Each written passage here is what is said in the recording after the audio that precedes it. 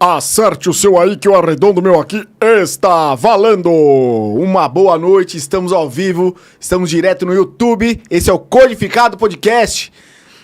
Ó, 21h02, hein? 21h02. E hoje com a gente aqui, Daniel Gifone, cara. É o nosso convidado da noite. Lembrando que quem tá aí com a gente acompanhando hoje, pode dar um likezinho pra ajudar no canal e se inscrever. Quem tiver agora ao vivo ou se vai assistir depois, por favor, ajude o canal. A gente tá começando, precisa daquela força. E hoje vamos conversar muito aqui com o Daniel, contar dos assuntos. Esse cara, faz muita coisa. E lembrando que nossa semana foi cheia, comecinho de ano, teve problema já em podcast, que a gente vai falar um pouquinho depois sobre aqui também. Vai ter o Mundial do Palmeiras, né? Vai ter ou não? Você é o quê, Daniel? Cara, eu tô muito inclinado aí. O Palmeiras tem que ganhar. Tem que ganhar, sábado. Bom, eu também acho que o Palmeiras tem que ganhar, cara. Sei lá. Lembrando, o Daniel tá aqui, o Instagram dele tá aí na tela pra quem não o conhece. Dá uma fuçadinha lá. E está começando o Codificado Podcast. E aí, Daniel? Poxa, obrigado pelo convite, obrigado pelo... Queria agradecer o Guilherme também por ter me indicado aqui para falar contigo. O Guilherme é fera, cara. Ele indica já um monte de cara aqui já. Dá uma emoção aqui. Vamos Como é que tá, cara? Bater esse papo Tudo contigo. Bem? Tudo bem. Obrigado por você por ter aceito o convite, cara. A gente ficou enchendo o seu saco aí, você ficou meio assim. Mas, pô, muito louco, né, cara? Que você, Sim. tipo... Cara, você é um artista, né? Sou. Eu acho que é legal explicar um pouco que eu virei, né? Eu acho que eu vou tendo muitas histórias, mas tudo começa para mim porque eu decidi sair da área financeira. Eu trabalhei 7, 8 anos na área financeira para fazer música, para fazer canto lírico, para fazer violão erudito. E a partir daí começaram a surgir muitas histórias, muita coisa foi surgindo assim que eu não tenho menor ideia de como é que foi acontecendo, mas de uma maneira impressionante foi surgindo. Eu saí da área financeira em 2006 e agora depois de quase... Já quantos anos está dando isso? 17? Já deu 2006, 16... já deu uns quase 15 anos, mais ou menos. Muita coisa foi acontecendo e gerou um monte de história louca, cara. Acho que... Mas você, cara... quem, assim, te segue no seu Instagram, vê... Cara, você faz canto lírico? Sim, sou cantor lírico. É mesmo? Eu sou barítono. O que é um barítono, cara? Desculpa a minha ignorância. No canto, cada tipo de voz vai ter uma textura, tem um alcance, né? Então, você tem... Pode falar, cara, pode falar. Você tem o tenor, você tem o barítono, você tem o baixo. Para as mulheres, você tem soprano, mezzo-soprano, contralto. Cada voz vai ter uma característica, né? Então, você tem, sei lá, uma voz famosa de tenor, o Pavarotti. Como barítono, você tem papéis famosos, como, por exemplo, do Fígaro, sabe, na ópera. Uhum. E baixo, você lembra um pouco a linha de vocal do Iggy Pop. Não sei, se eu falar alguma asneira também, o pessoal escreve e me corrige, por favor. Não, relaxa, cara, pode ficar tranquilo. Cada voz vai tendo um tipo de... Cada pessoa, independentemente do treino ou não, tem uma emissão de som. E isso é classificado com barítono, tenor, soprano, baixo. É nesse nível. Assim, eu estudo violão, eu estudo canto, e no meio dessa história toda, quando eu saí, eu trabalhei muitos anos com consultoria financeira, auditoria nessas empresas gigantes aí, fraude, por exemplo, eu trabalhava. E quando eu saí sem menor expectativa, porque eu não tinha eu tinha um estudo de música, mas não era um estudo super desenvolvido, era um estudo paralelo, né? Todo tempo livre, sábado, domingo, eu ia estudar música. Mas com quantos anos você começou a estudar a música? Eu comecei a estudar com 15, 16 anos, mas, tipo, era um estudo ainda informal. Porque eu fiz técnico em mecânica industrial, eu trabalhei na indústria, eu fui fazer ciências contábeis, aí eu fui trabalhar nas auditorias de banco, fiquei... você não tinha essa pegada de artista? No tempo livre. Só no tempo livre? Porque assim, tem uma coisa que me ocorria quando eu estava fazendo esses trampos, 99, 2000, 2001, eu saía do trabalho e ia para a faculdade. O tempo todo trabalho e tempo todo contrato, Selic, CETIP, todas essas loucuras, né? E no final você acabava perdendo um pouco a função disso tudo. E aí eu comecei a perceber que, na minha leitura disso, né? A empresa compra da gente o nosso tempo. Então, a única coisa que a gente tem para vender é tempo. Ou seja, tempo livre é dinheiro no bolso. O que eu faço com esse dinheiro? Eu vou estudar. Então, eu usei todo sábado e domingo, nesse período que eu estava trabalhando, quando terminou a faculdade, depois, para estudar coisas que eu gostava muito. Idioma, música, foi estudando um monte de coisa, até que chegou um momento onde eu achei que isso podia dar uma virada na minha vida. Você chegou... Sabe os 28 anos? 28 anos todo mundo fica dá uma virada de vida, né? Tem até o Rudolf Steiner, fala do ciclo biográfico, que com 28 anos você tem uma quebra ali. Que você fala, não, que vida é essa que eu estou construindo? Para onde que eu quero ir? E bateu. Eu nem sabia dessa história do Rudolf Steiner, mas 28 anos, geralmente quando eu converso com alguém mais novo, que está tendo algum questionamento de vida, eu já falei, 28, né? Sabe, já bate, cara, já bate. E, assim, naquela época, isso foi em 2005, eu fiz um mochilão, fiquei uns 40 dias viajando, fui para a Europa, baixo orçamento, violão nas costas, e fui tocar violão na rua, fui ver albergue. Caraca, que louco, bicho. Fui para Espanha, Itália, França, Inglaterra e Portugal, e conhecendo pessoas. Falando, já tentando, sei lá, vendo o que era esse mundo fora de um banco, fora desse trabalho que a gente aprendeu a ter, né? E aí quando eu voltei para minha mesa deu choque, cara. Eu não conseguia, sabe? Eu falava, tá errado isso, sabe? Tá errado. Mas você para esse tipo de trabalho, você é da exatas então, né? Sabe que contabilidade é uma ciência humana, né? Sim, de novo, se eu estiver falando asneira, alguém me corrige, que a internet hoje adora corrigir coisa, né? Mas assim, a interpretação de uma relação financeira é uma interpretação humana. O cálculo pode ser exato, mas a regra de cálculo é humana nesse sentido, né? Então, a contabilidade... Espero que eu não esteja errado, senão a internet deve estar me arrebentando nessa hora. Não, é uma ciência humana. Cara, lembrando, para todo mundo que está assistindo a gente, tá? Poder fazer perguntas pro Daniel aqui, cara, porque quem tá no chat ao vivo, tá liberado aí para questionar o Daniel ou até corrigi-lo se quiser, tá? Quem for amigo dele. A me zoar aí. Mas assim, não vai não, cara. Por causa disso, né? Sim, é um mundo totalmente mais parametrizado. Mas aí eu fiquei pensando, eu consigo fazer uma forma de migrar. E naquela altura você percebe que você ganha, a maior responsável pela sua mudança é você mesmo. Você pode fazer curso, você pode ir para um monte de coisa, mas se você não deitar o cabelo e estudar, não tem milagre, né? E eu pensava, será que se eu ficar 3 anos só estudando, eu consigo? É uma aposta. Eu tinha um dinheiro como se fosse ganhar uma bolsa de estudos de mim mesmo. Mas no caso, estudando o quê? Canto lírico e violão. Canto lírico e violão, cara. Tipo, tem tudo... calça de veludo, bando de fora, sabe? Aquela coisa cara, assim, mas me fala aí. Tudo ou nada. O que um cara... Não tenho a menor ideia. Moleque, mas, velho, entra no canto lírico. Não sei. É muito mas, louco, assim, né? Tipo, não é normal. Você era nerd quando você era moleque? Você era considerado um nerd? Eu acho que hoje em dia eu talvez vejo que eu devo ser nerd. Acho que sim. Tipo, você era um cara que curtia pra caramba estudar e era muito focado? Eu gostava de ler enciclopédia, eu gostava então você era. Eu gosto de Marvel, eu gosto dessas coisas loucas, assim. Tipo, minha filha joga também. Você já foi assistir o Homem-Aranha novo? Já, de volta pra casa? Já. Foi, é louco. Não tem preço. Assim. Adorei. E, de alguma maneira, pra mim... Eu acho que minha família, todo mundo devem estar assistindo ainda, espero. Olá, família.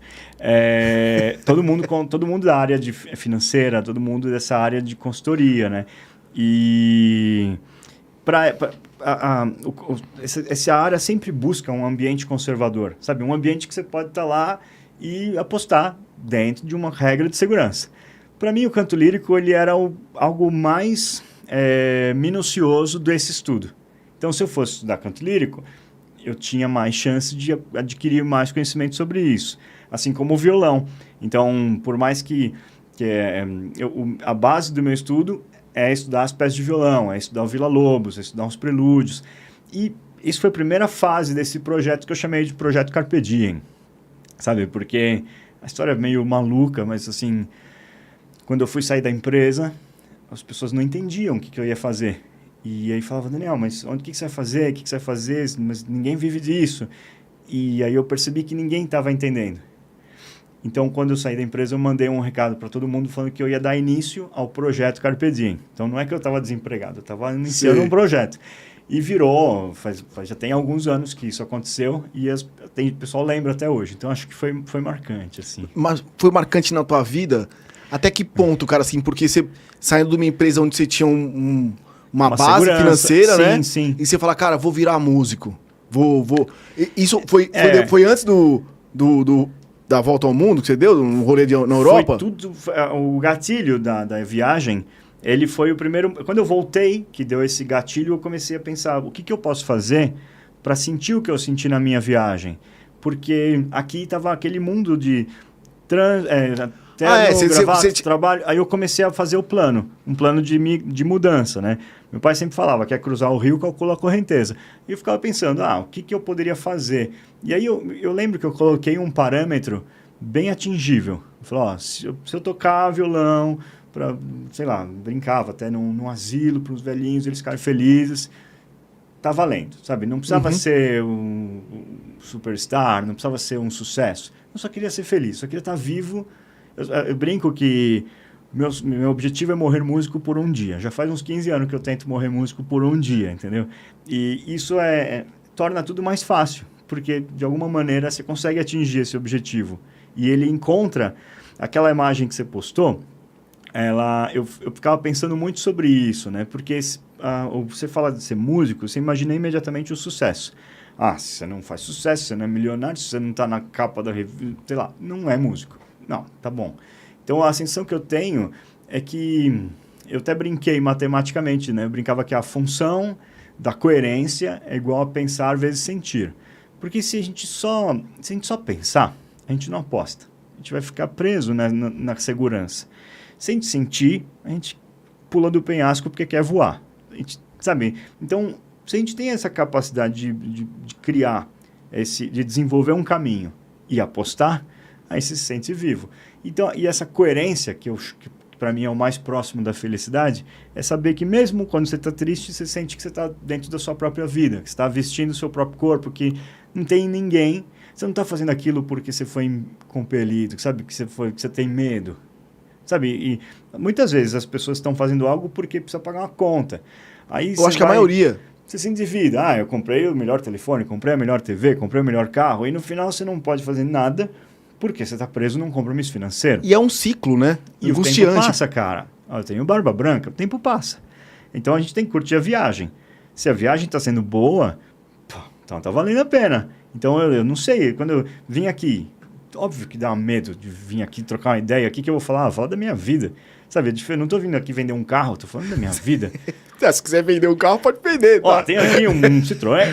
Não, brincadeira. Mas assim, se você... Quando você está falando da sua vida, cada segundo é o que vale. Cada vez que, sei lá, tem uma filha, cada vez que minha filha está feliz, eu estou feliz.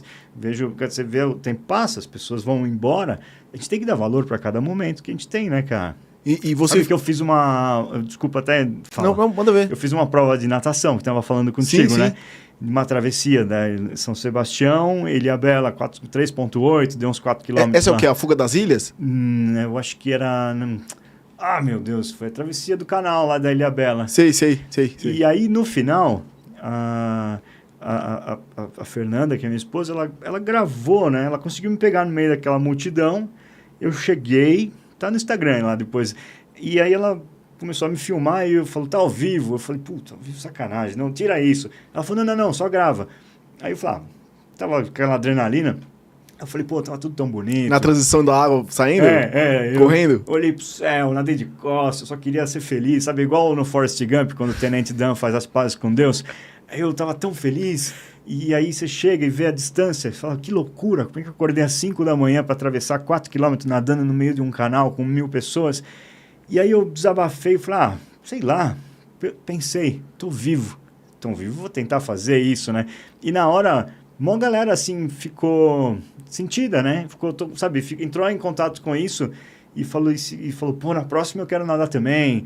Eu também tô vivo, eu também quero ser feliz, sabe? Então, acho que, não sei se pela pandemia, pela cantora sertaneja que teve acidente, a gente sente que o tempo tá... Quem tem que dar valor, né, cara? E, porra, você foi um cara corajoso, velho, de sair do trabalho e viver de música e... Sim. Aí acontece um negócio louco, cara.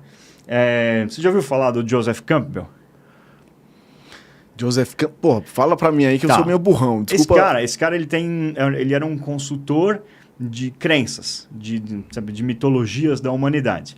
E aí ele começou a parametrizar várias mitologias e tal, e basicamente ele fala que todas as crenças, todas as histórias, aí de novo, se alguém falar no chat aí, peço desculpas, me corrige, mas é como se cada coisa que a gente aprendeu numa história, numa religião, é um aprendizado que o subconsciente coletivo traz na história. Então, tinha a origem da vida, tinha lá a maturidade sexual, o casamento, filhos, a morte, tudo. Estava tudo ali. E um dos padrões que ele encontra, ele chama de jornada do herói. Onde ele fala que toda jornada heróica é uma forma de você entrar num caminho voluntariamente ou involuntariamente, onde você se deparou. Entrei na Legião Estrangeira, sei lá, fui fazer um negócio que ninguém esperava, isso é um chamado interno. E você vai. E aí você passa por uma série de situações e você vai parar você volta para o mesmo local, e só que você mudou, mas o mundo é o mesmo. Entendi. E a gente é repleto disso. A gestação é uma jornada heróica para as mães, por exemplo. Sei lá, você tem a própria história no budismo tem isso, no cristianismo tem isso, a história do Thor, por exemplo, no filme é uma metáfora disso, né, claro, mas ele só ganha o poder quando ele resolve se sacrificar pelas pessoas que ele gosta, sem saber, sem ter um martelo, e o martelo volta para ele, nessa vibe, né? E aí, no meio dessa história, eu já estava... Bom, aí a história vai ficando... Eu comecei a entrar numa série de situações insólitas. Porque eu não podia ganhar... Eu tinha que continuar trabalhando também, mas não com a área financeira. Eu podia trabalhar com qualquer coisa de comunicação, de música, correlacionada à arte.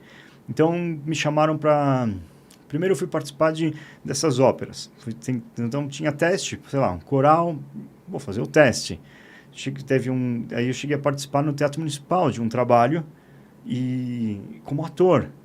E quando eu vi, sem querer, depois de 6 meses, eu estava lá falando em alemão com o Teatro Municipal lotado. As coisas começaram a ficar meio malucas, assim. E depois disso me convidaram para fazer locução esportiva de balonismo. Caraca, que louco. E aí o Rodrigo me chamou nesse momento. Como é que é uma locução esportiva de balonismo? Cara, você já viu um balão de perto? Balão? Um balão, um prédio de 3 ou 4 andares, colorido, parece um show do Pink Floyd, assim, uma bola imensa, com luzes e bem colorido, assim. E você só que aquilo, que para quem está assistindo, parece uma proteção de tela do Windows, Gabriela que me perdoe, mas assim, é um jogo de precisão super complexo, onde você tem que surfar no vento, você tem que calcular o local num ponto XYZ para você jogar um marcador, onde você tem que navegar. Tem tudo isso, tem tudo isso. É um isso. negócio de louco. E era o Open Brasil. Então vinha gente do mundo inteiro e tinha que explicar isso na cidade de Rio Claro. Então, eu e o Rodrigo, a gente criou uma central de rádio, onde a gente punha trilha sonora, punha jazz, punha rock, punha sertanejo, punha todo tipo de música e ficava anunciando as provas. E pro ambiente? Para 5 mil pessoas no campo no Aeroclube de Rio Claro. 2 anos seguidos. Aí, bom, então teve aqui a história da ópera, fui cantar em casamento. Ave Maria, fui cantar em coral de casamento, fui fazer todo tipo de coisa, tocar voz e violão em festa. O que me chamavam, eu fui... Pô, cara, falando em casamento... Você vai casar? Não, eu vou casar também. Mas foi você que foi cantar na Turquia, velho? Fui no Marrocos. Marrocos. Fui cantar em Marrakech, cara. O cara... Como é que foi essa história aí, bicho? Cara, essa história é muito, muito louca, assim. Um grupo muito legal de casamento, que eu faço vários trabalhos... Tinha um casamento que ia realizar lá no Marrocos, em Marrakech. Quando me ligaram, eu achei que era trote, cara. Porque eles falaram, Marrakech? Como assim? Quem é? Eu nem lembrava. Só lembrava da música do cara lá, pra lá de Marrakech. Esqueci, deu um branco. E aí, quando eu fui ver, era um casamento. Levaram 30 músicos. Eu era um deles. E passava uma semana em Marrakech para poder fazer esse... para poder fazer foi num palácio onde o George Clooney passou lua de mel. Um negócio muito, muito louco, assim. Nossa, essa viagem foi incrível. E as histórias vão acontecendo. A equipe Quem que era o bilionário? Eram agricultores aqui de soja brasileiros. Porra! Era coisa assim, coisa louca. O cara pagou a passagem de 30 músicos pra Marrakech? Foi um trabalho. Fomos lá, fomos fazer o negócio. E não, ainda teve umas histórias malucas. A equipe de filmagem, sem querer, sobrevoou com o drone o Palácio do Rei. Aí veio a polícia gritando em árabe. Aí eu ajudei a desembaraçar as coisas lá para não confiscarem o drone dos caras, porque eu falo um pouco de francês também. Sabe, as histórias foram loucas. Tanto que, depois disso, essa viagem ela é super importante, porque ela dá um gatilho para uma série de outras mudanças na minha vida. Porque eu estava tão feliz lá, que, sabe, a vida inteira... Nesse contexto, eu queria ser cantor, queria ser violonista. E, de repente, eu estava lá no Marrocos, com meu violão. Eu levei o violão para me divertir também. Tocava, conversava com as pessoas. Viu o balão lá? Não, lá não. Mas lá onde tem os balões, não é? Não, acho que é mais na Turquia. Porque a Turquia fica perto de puta... Istambul, lá naquela região mais perto, lá, pensando no mapa, grosso modo, mais perto do Egito, né? Aqui a gente está falando... Sabe, você gosta de natação? Sabe o Estreito de Gibraltar? Sim. Que tem ali aqueles 14 quilômetros entre o Marrocos e a Espanha? Sim. Ali é o Marrocos. Então, em 3 horas de avião para o sul, você chega em Casablanca, mais 1 horinha, Marrakech. Marrakech é igual ao filme do Indiana Jones, cara, na minha opinião, assim. Sabe quando ele tá lá, aquela loucura e espada e um monte de gente, feira, dos macaquinhos? É isso, é Marrakech. Caraca, cara. Nesse nível. Aí de lá... Você nunca tinha ido para Marrakech? Nunca, cara. Eu já tinha ido para a Europa e tal, mas isso foi em 2014, né? E a história vai ficando mais louca, porque quando eu saí de lá, eu tinha uma música. Eu fiz um projeto de violão com o meu amigo Mark, também está no Spotify, o Merchan. Tem um projeto de violão e instrumental. E lá, uma das músicas que a gente deu o nome chamava Estreito de Gibraltar. Aí eu olhei o mapa, falei, pô, o Estreito de Gibraltar tá aqui, né? E a música passava toda aquela ideia do Moura, né? Daquela cultura da melodia árabe, depois da melodia medieval, mais ou menos um reflexo da música que acontece lá no Marrocos, né? naquele trecho mesmo, né? Por causa da invasão árabe. E aí eu falei pra Fernanda, Fernanda, preciso ir pra lá, cara. Preciso ir, dá um desconto aí, eu vou ter que ir para o Marrocos. Eu vou ter que ir para atravessar o estreito. Aí eu fui, ao invés de voltar com o grupo para o Brasil, eu fui para o Tanger, e aí cruzei de barco eu cruzei o Estreito de Gibraltar ouvindo a minha música. Aí lá eu conheci uns caras pessoal da TV japonesa, ficamos amigos, E aí eu cheguei em Sevilha, e cheguei lá e fui com eles para Sevilha e Granada. E passei mais uns 10 dias tocando violão. Foram quantos dias ao todo? No Marrakech, uma semana, mais uns 10, 15 dias que eu fiquei um pouco em Sevilha e um pouco em Granada. Aí fui tentar fazer aula de flamenco, conhecer, sabe? Ver o que tinha lá, que era aquele lugar onde nasceu o violão praticamente, né? Mas assim, tudo isso para que... Quando eu comecei... Às vezes as histórias são tão loucas que eu vou postando.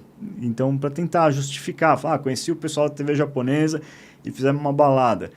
Eu tiro uma foto e vou colocando. Então, às vezes o Instagram me ajuda a tentar... Fazer a linha temporal. Tipo, para pelo menos provar que não sou uma fraude, assim, sabe? Ó, não é mentira, tem uma foto aqui.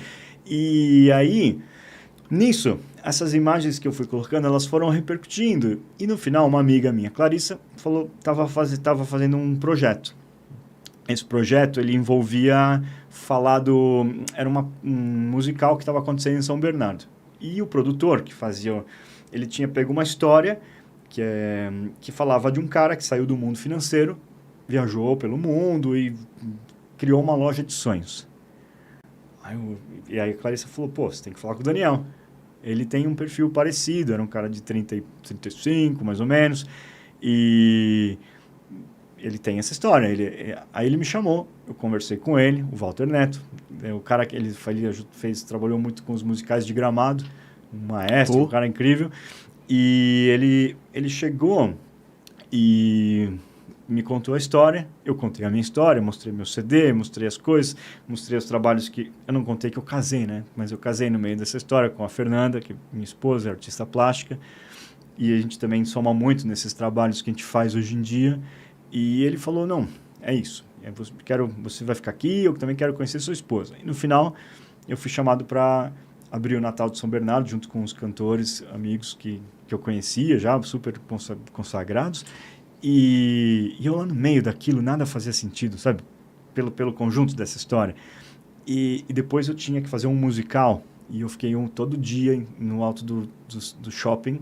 Montaram um teatro para 500 pessoas. Parecia Circo du Soleil, assim. Artistas de circo, dançarinos, sabe? De tudo. E eu tinha que chegar lá e fazer um personagem e cantar uma música no final. E aquilo foi incrível, cara. Então, assim, a partir dali, eu comecei a fazer mais trabalhos na área de musical e nessa área escrevendo as letras da música, trabalhando ajudar a compor a melodia, sabe, ajudar a fazer a compor as músicas, né? E isso começou no Marrocos. Aí, talvez você vai chegar nisso naturalmente, né? Fala você, que senão só falo eu. Não, pode falar, cara. Eu tô aqui assim, ouvindo. Legal. Aí o negócio foi eu queria saber, você cita muito a sua esposa. Onde é que você conheceu ela, cara? Na PUC.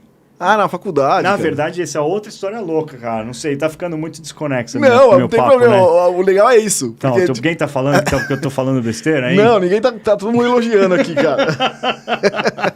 Na verdade, o que aconteceu? Essa história é boa também. Cara, assim, só uma observação, desculpa te interromper. Você é professor de alguma coisa? Não. Pô, seria legal, puta professor, cara, né?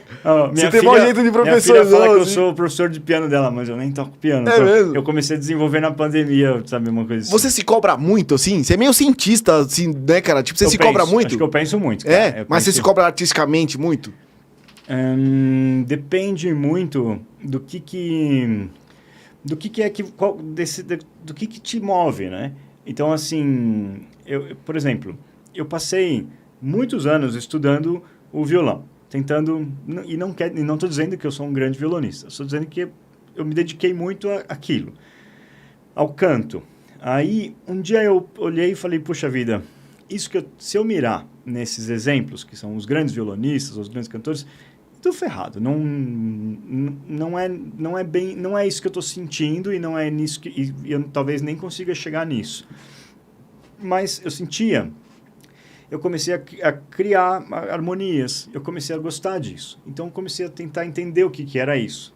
Pegar um som no violão e trabalhar o que era a sensação disso. Sei lá, você publicou até um vídeo que eu estou fazendo ali do berimbau e tal. Eu fui brincando, eu comecei a tentar entender qual era a minha relação, qual era o meu barato com a música, né? E existe uma questão interessante, né? Que eles falam que a arte, a palavra arte, na sua essência, aí de novo pode ser que eu fale asneira, mas aí o pessoal corrige. Relaxa, cara, fica tranquilo. Mas eu fui fazer uma pesquisa uma vez, que eu nem falei como é que eu fui parar na área de comunicação publicitária, mas vai dar tudo certo. Mas a arte, ela tem uma origem do prefixo da ars. No período da arte tem a ars nova. Ars nova significa nova técnica ou nova habilidade. Era uma empresa de engenharia, inclusive, falando, meu prédio é arte. E eu falei, não, eu sei o que é arte. Eu não acho que não é arte, sabe? E eu precisava defender. Eu falei, não, vou tentar defender esse argumento. E aí eu fui pesquisar e eu percebi que a palavra arte tinha todo esse envolvimento com técnica. Eu falei, ok, absolvi os engenheiros, Torre Eiffel, Golden Gate, a gente foi, ok, várias obras artísticas de construção civil. Mas como é que eu durmo com isso, né? Como é que eu durmo com isso, entendendo que é tudo arte? Aí eu fiquei pensando e a minha interpretação livre é que a arte é a técnica ou habilidade pela qual se manuseia a frequência sonora para transmitir emoções. A pintura é a técnica ou habilidade pela qual eu manuseio pigmentos para transmitir emoção. E aí, nesse sentido, voltei nesse recorte, né, meio insólito, mas voltei nesse recorte. Eu entendo que tudo isso que eu aprendi de violão, de voz, agora, para mim, tem uma resultante de criar coisas, de compor. Então, hoje uma das coisas que eu mais me ocupa o meu tempo livre é pensar como... Às vezes eu faço uma harmonia, um acorde. Eu desenvolvo esse acorde numa sensação, como o tempo, como a chuva, como uma tristeza, como uma perda. Tento transformar isso numa linha melódica, tento escrever uma poesia para isso. E depois... Aí chega o grande dilema. Depois de tudo que você estuda na vida, de voz, de violão, isso estou falando de quem estuda de verdade, porque o meu estudo é assim... Você descobre que você não sabe nada de gravação. Você descobre que você não sabe nada de microfone. Você não sabe nada de software, nada de plugin, nada de nada. Então, aí você chega com uma ideia que você fala, acho que eu consegui. E aí você vê que tem um oceano para você aprender ainda. Então, hoje em dia, eu fico pensando muito nesses processos, né? De como é que eu posso aprender mais para poder realizar. Porque, no final... a mídia que você consome vai ser um arquivo de áudio. E isso talvez te motive a um dia ir num show. Quando acabar o apocalipse, né? Porque as pessoas estão com medo de tudo. Então, assim, quando, sei lá, numa situação normal, sem pandemia, ir num show. Então, no caso da música, né? Ou quando vira uma trilha sonora para alguma situação. Então, hoje, muito do que eu acabo usando o meu tempo... é para poder conseguir criar essas composições e entender como é que elas podem se materializar. No meio termo, aí no meio disso, você pode escolher os caminhos. Escolhe uma carta. Dá para ir para vários lugares essa história, cara. Mas eu quero que você me conte como é que você conheceu sua esposa, que você acabou não falando. Claro. Aí, nossa, tá virando... Tá bom. Bom, eu estava na auditoria nessa época, né? Fazia auditoria de bancos e tal...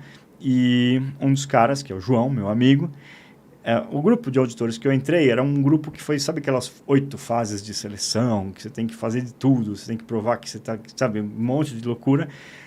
Eles acabaram escolhendo um grupo que eram profissionais técnicos, mas que também tinham um pé num outro universo. Tinha um artista plástico, percussionista, DJ, tinha um gostava de cinema... Eu acho que eu era o cantor ali no meio dessa história. E esse cara, que é o João, ele ainda ficou bastante tempo na área financeira, então, hoje já até saiu também para fazer artes plásticas e tal. Ele fez uma exposição na PUC. Eu até digo para ele que eu que apresentei ele para o presidente do CA, e o presidente do CA propôs isso para ele, mas a história vai ficando mais longa. Ele começou a convidar vários artistas para expor trabalho na PUC. E no final, o Pátio da Cruz, você já foi lá? Atrás do Tuca, tem um pátio no centro. Não fui. Ele montou uma exposição, é um lugar super antigo, parece um convento mesmo, um prédio bem antigo, e chama Pátio da Cruz, tem uma cruz no centro, né? E tinha vários artistas pintando lá ao vivo e expondo as pinturas.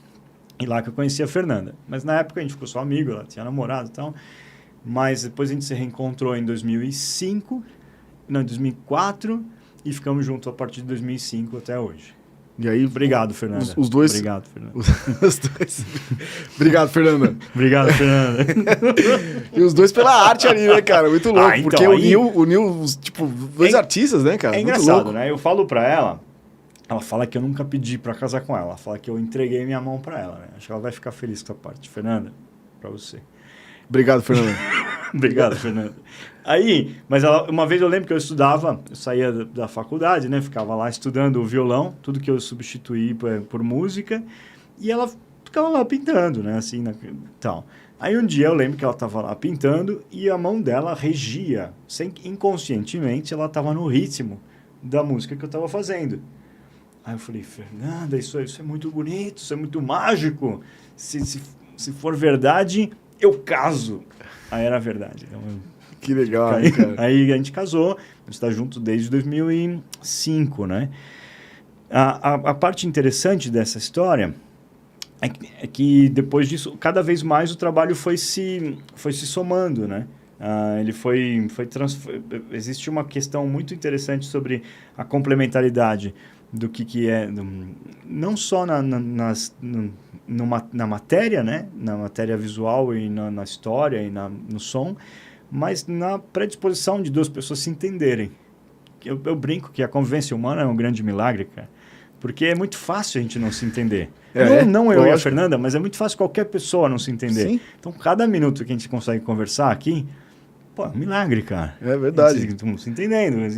Então, é nesse nível que eu penso muito sobre as coisas.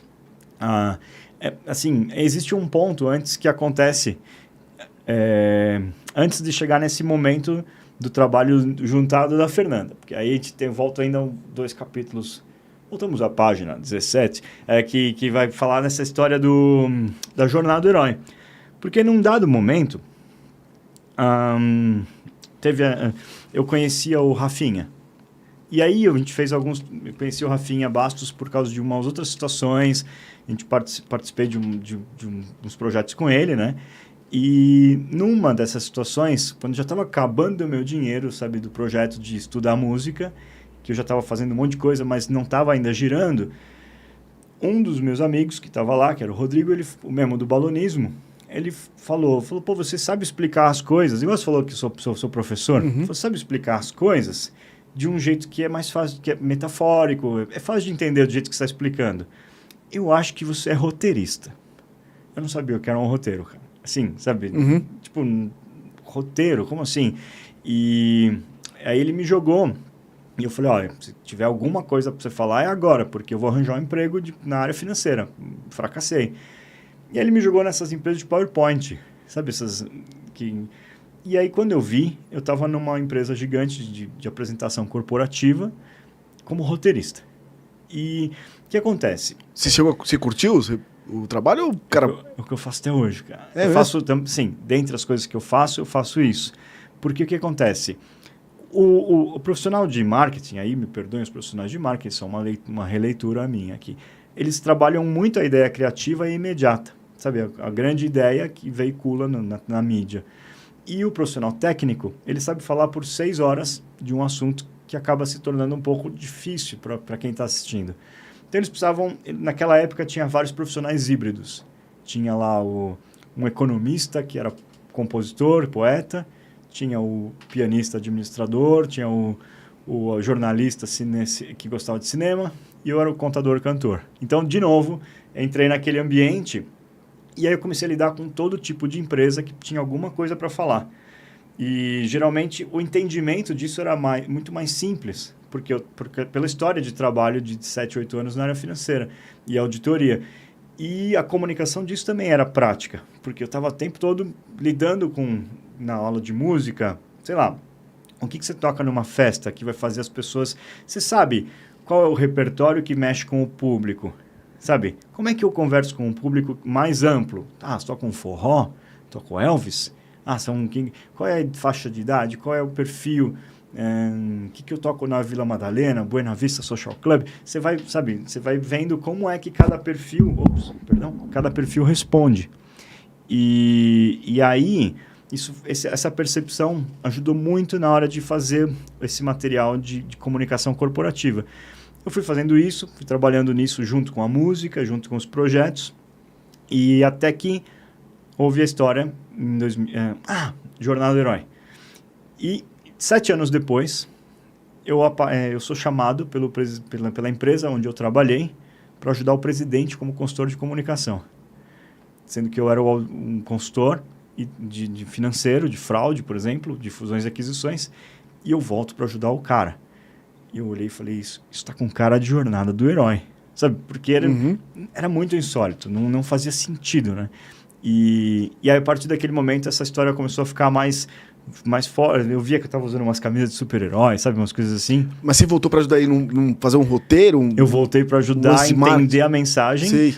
criar a linha de comunicação para que as pessoas pudessem fazer para que ele pudesse fazer uma apresentação de PowerPoint para todos os sócios da empresa. Como é que você capta isso, cara? Como é que você capta esse tipo de imagem, de música e joga para um trabalho, para um projeto? Aqui é cognitivo. É uma linha de raciocínio numa folha de Word.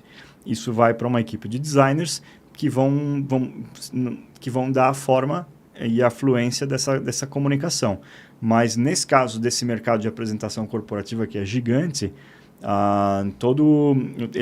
o designer acaba não tendo o conhecimento específico e nem o acesso direto ao cliente. E então eles contratam roteiristas. E o roteirista tem que entender o que ele quer e advogar por esse público que ele não sabe, que ele às vezes nem conhece. Então, vamos conversar com os vendedores. Vamos conversar com o cliente específico o cara que compra ferramentas de controle de estoque. Você tem que ficar imaginando como é que eu vendo para esse cara. Então, nessa hora, entrou esse fluxo. E eu comecei a participar disso. Ok, isso foi só um adendo. Voltamos para a Fernanda.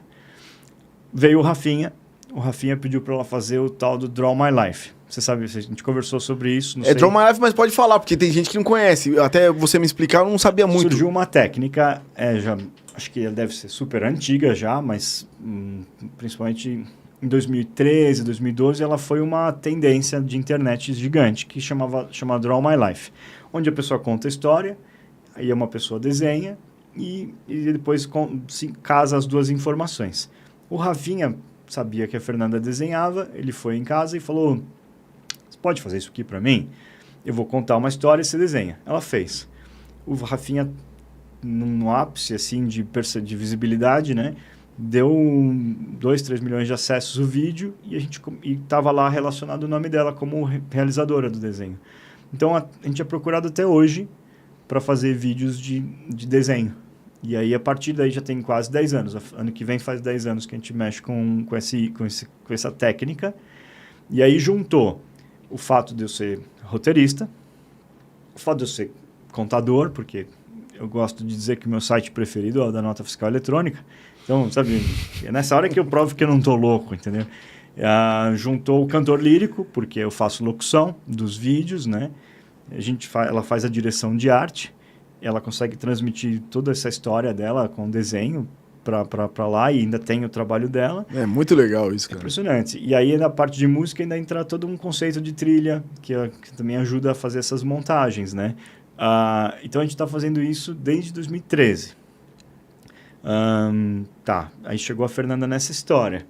E aí, recentemente, nos últimos 2 anos, eu também faço esse atendimento da agência do meu amigo, do Felipe, da Priscila, que a gente faz também, trabalha com os PowerPoints e faz essa loucura toda. Chama Conte. Busquem. Aí, mas assim, toda essa história, ela vai ganhar eu acho que no meio de tudo isso que foi acontecendo, eu acho que tem uma coisa que quando você está aberto para uma situação que você não inesperada, a sua vida vai ganhando história. Sabe, você sai da previsibilidade. Geralmente, o que eu falei para você das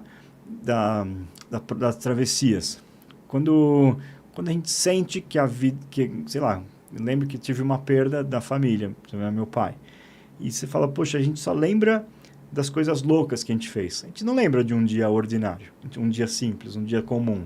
A gente só lembra que naquele dia a gente viajou. naquele dia a gente tomou um vinho, naquele dia a gente fez algo muito louco.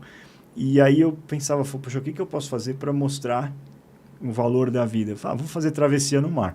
Então, para mim, tem um simbolismo mais do que simplesmente Claro que a saúde é importantíssima, mas a aventura de você sair 5 da manhã, chegar na praia e atravessar 3 quilômetros para lá, para cá e volta, e aquela adrenalina é uma sensação de estar vivo muito boa, né? Você já fez isso já de Papai Noel ou não?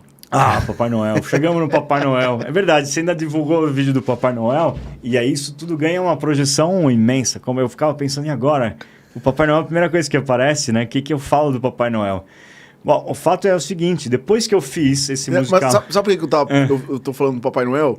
Porque é um símbolo muito importante, né? Cara, o Papai Noel é o cara mais famoso do mundo e ao mesmo tempo ninguém sabe quem é o Papai Noel, né? É, isso. Então eu me sentia tipo um Mick Jagger, mas ao mesmo tempo eu era anônimo, ninguém sabia quem era. E eu lembro que os caras fizeram um musical, isso foi em 2017 para 18, eu acho. E foi no ginásio do Ibirapuera. Transformaram o ginásio do Ibirapuera inteiro numa vila de Natal e dentro virou um teatro para 5 mil pessoas. E fiquei lá. E aí, no meio dessa história, o Walter chegou e falou, Daniel, é o seguinte, vai ter um negócio, eu preciso que você me ajude a escrever o texto, você é a Fernanda. Fernanda, eu preciso que você faça conceito aqui de personagem, de cenário. E, aliás, não corte mais a barba, porque você é o Papai Noel. Eu olhei, aquilo não fazia o menor sentido, cara. E eu sabia, tudo bem que eu dou uma risada, que faz, eu tenho uma risada meio de Papai Noel, e já sabia. Até achava que era mais do Dionísio, porque eu gosto de vinho, mas assim, era o Papai Noel. E aí eu fiquei pensando, cara, e agora você começa a pensar em tudo, né? Como fala o Papai Noel? Sabe, que loucura. Você já estava criando o personagem, né? Você fica pirando, fala, e agora? Eu sou o Papai Noel. E aí foi girando, foi virando, foi crescendo, foi ensaios, atores, cantores, dançarinos, acrobatas. Era uma coisa muito, sabe, lembra muito Circo du Soleil pela variedade de personagens, projeção, tudo música original. E de repente eu tava lá. E, claro, eu tive que tingir o cabelo e a barba, 12 horas. Descoloriu a barba e o cabelo. Já fiz isso 2 vezes na vida. A primeira vez parecia que não tinha acontecido nada. A segunda vez foi um sofrimento. Cara, mas foi muito louco, foi igualzinho. Fica igual, cara. E assim, o problema é que como é que você lida quando você acorda de madrugada, olha no espelho e vê um velhinho? Eu era um velhinho naquela hora. Você incorporou a persona, tipo... Eu só andava de vermelho, cara. Só andava de vermelho... Tipo, era um Papai Noel tropical, assim. Só com um figurino mais pro vermelho e umas bermudas. Fala mansa. Isso é normal. Isso, uma coisa que não mudou foi o jeito que eu falava. Sabe? Às vezes vamos Papai Noel, assim, e aí que virava. Mas tinha situações que, por exemplo, eu chegava no posto de gasolina com o meu carro e aí parava o posto. Todo mundo falava, o Papai Noel chegou no posto de gasolina. Aí eu olhava e falava, tem um bode na sala e o bode sou eu. Eu preciso fazer alguma coisa. Aí eu levantava assim, saía do carro e falava, Feliz Natal! Aí todo mundo, Papai Noel. E voltava legal, a vida normal que seguia, assim. Então, mas no final a gente tinha... Foi um mês. Todo dia cantava, ia fazendo todo esse trabalho. Foi incrível, uma experiência muito, muito boa. E durante a pandemia teve com um protocolo de Covid e tudo de segurança no estacionamento do Tom Brasil. Para um banco, a gente fez lá e aí lá era uma parada de Natal e onde vinham passar tipo de Disney, assim, sabe? Tem uma situação numa passarela principal e em volta ficavam os carros. Ali era incrível, uns telões, parecia aqueles shows, sabe, em Abu Dhabi, uma coisa muito louca assim. E por algum motivo para não estragar a mágica, eu sabia o nome de cada criança, de cada carro. Nossa. Era uma loucura, cara. Eu sabia, mas era por uma mágica de Natal. Não vou contar. Claro que era uma mágica de Natal. Assim, mas eu sabia o nome de todo mundo. e eu conseguia falar com cada carro. Era muito louco. Você pode se perguntar se minha filha acredita no Papai Noel. E ela, sim, ela sabe que eu só tenho a licença poética para fazer o trabalho. Uhum. Então era muito legal, cara. No meio dessa história toda, a gente teve também uma situação que foi muito legal, que tem a ver com esse cara, o artista plástico, que era o cara que era comigo auditor e que depois virou artista plástico. Ele fez um projeto, e foi um projeto em Portugal. E, putz, essa história vai ficar louca, mas vamos lá.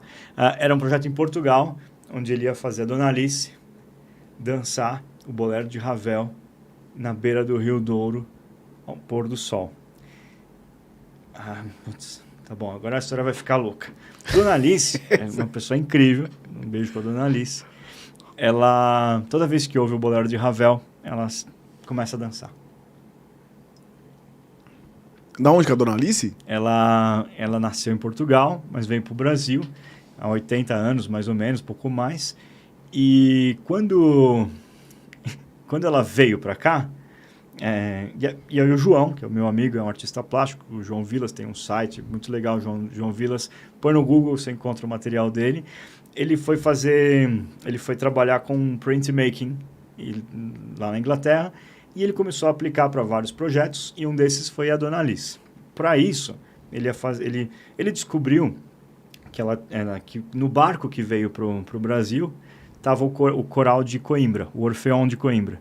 Então ele convidou o Orfeão de Coimbra para cantar. Ele falou, minha avó vai voltar para Portugal, vocês podem cantar com ela? Podemos. Contratou algum violinista tal, e me chamou para tocar o violão e fazer algumas partes lá no processo. No final, então, eu e a Fernanda, e fui com a minha filha também, a gente ficou para a Europa para fazer esse projeto.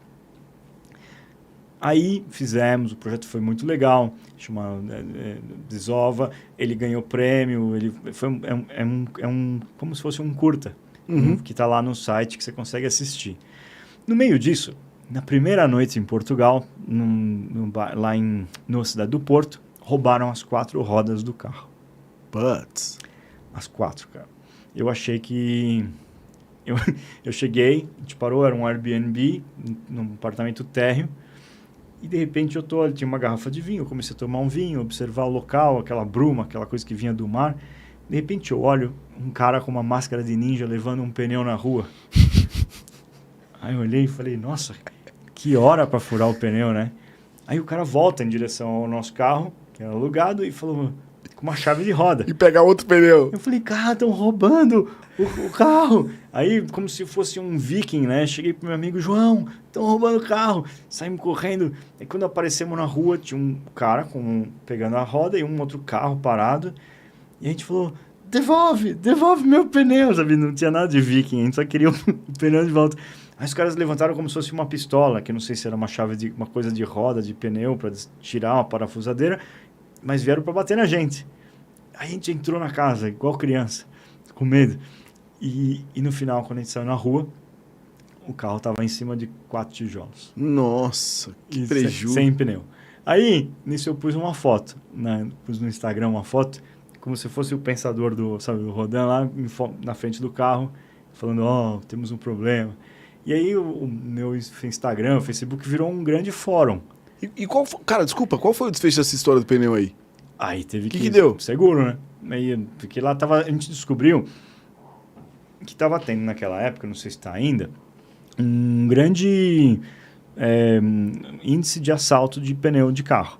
E aí não sabia quem que era, se era do leste europeu, não dá para saber de onde que era, mas estava tendo inclusive em outras cidades de Portugal. E os caras meio que sacam que o carro é alugado? Eu acho que sim. Né? Pela cor, pela placa, sei lá. É arriscado falar, mas eu tive a sensação de ter sido seguido do aeroporto. Porque quando parou no meio do caminho, eu fui pegar um cabo para carregar o telefone e um carro parou atrás e sabe quando você sente que, o que esse carro tá fazendo aqui? Pô, mas no primeiro dia que vocês chegaram, aconteceu isso? Meia-noite, saindo do aeroporto do Porto, da cidade do Porto. Caraca, velho. Eu não sei, para mim foi uma situação estranha, né? Mas o fato é que, naquele momento que eu pus o fórum, aí a gente recebeu um maestro amigo meu, que acabo fazendo trabalhos como cantor lírico, faço trabalhos específicos. Você pode cantar no auditório para tal projeto? E eu vou e participo. Um projeto na Catedral da Sé, para falar da Anne Frank. A gente vai tendo algumas coisas específicas. Tudo isso foi acontecendo simultaneamente, né? E esse maestro falou, Daniel, eu vejo que você está precisando de ajuda. O Martinho faleceu durante a pandemia e um cara incrível. Conheçam o trabalho do Coro Luther King, é um coro fantástico. Sou muito grato a eles. O Martinho, nessa época, ele chegou e falou, Daniel, você está precisando de ajuda. Estou vendo que você teve um problema. Você precisa de lugar para ficar, de apoio. Eu estou aqui na Itália, estou à disposição. Aí eu agradeci e tal. Ele falou, inclusive, se você quiser cantar, está convidado, que vai ter a gente vai se apresentar aqui em Milão. Vai apresentar uma peça que é a Missa Crioula, que não sei se você conhece, é uma missa com instrumentos andinos. Não conheço, cara. E aí é incrível. É uma peça muito legal. E eu conhecia a peça, a Fernanda adora essa peça, eu também já gostava muito e já tinha a ideia dela, precisava só dar uma alinhada nas partituras, né? E aí a gente saiu de Portugal e fomos até lá para Milão para apresentar esse negócio. E foi incrível, porque fizemos uma apresentação e lá eu conheci um grupo de música chileno que fazia essa parte, que eles inclusive chamam Grupo Palimpsesto. E eles estão aqui, eles estão em São Paulo, mas é um grupo de cultura chilena que faz um trabalho fantástico também. Conheçam, tem o canal deles, chama Palimpsesto. Palimpsesto? Palimpsesto. E Cid, Nano, para todos vocês aí, um abraço imenso para vocês. Ficamos amigos lá e depois, no ano seguinte, eles conversaram com a gente para fazer um projeto que chamava Cantata Santa Maria de Iquique. E eu passei o ano de 2019 e a gente passou fazendo isso, onde eles queriam que a gente fizesse, que a Fernanda fizesse desenhos para que fossem passados no palco. E aí o resultado foi incrível, porque a Fernanda trabalhou nisso, nesses desenhos, e quando o grupo tocava, havia uma projeção gigante mesmo, ocupava toda a parede, que tudo que era contado nessa história, nessa cantata, é um massacre, né, que ocorreu no Chile em 1907, alguma coisa assim. Tudo que acontecia era ilustrado pelo desenho acontecendo atrás do palco. E eles falaram assim, quem que a gente chama para ser o relator? Tinha que ter alguém para contar a história na versão brasileira. E eles pensaram e falaram, pô, você, Daniel, você vai contar essa história. Então, eu entrei nesse projeto com esse grupo, né, o Palimpsesto, e a gente passou o ano de 2019 preparando, e aí foi feita a apresentação em dezembro de 2019. O vídeo está no YouTube também, mas espero que com o fim desse sistema, desse problema todo, quando as coisas se normalizarem, provavelmente deve ter mais alguma situação. Foi incrível, cara. Qual canal que está no YouTube esse? A cantata chama Grupo Palimpsesto, né? Cantata Santa Maria de Iquique. E lá eu fui o relator da história, eu cantei algumas coisas com eles e a gente foi responsável pelas transmissões de tela que foram feitas atrás. Foi impressionante. Eu acho que eu cheguei a ver um vídeo desse. Eu te mandei como referência. Legal pra caramba, cara. Foi muito louco, foi muito louco. Cara, você faz muito mais coisa do que um monte de artista, né? Você falou eu queria morrer músico por um dia... Bicho, você faz muito mais coisa, velho. Sim. Você é um cara que vai pra Portugal e é convidado pra cantar na Itália, velho. Tá louco?